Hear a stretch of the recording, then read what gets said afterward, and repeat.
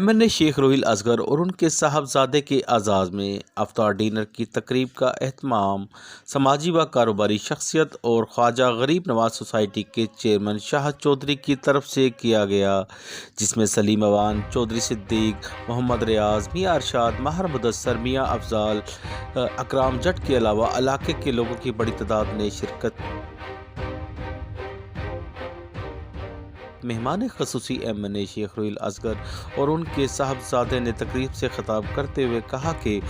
हमने हमेशा खिदमत की सियासत की है और इलाके के मसाइल हल करने के लिए अपनी भरपूर कोशिश की है और हम यकीन दिलाते हैं कि आइंदा भी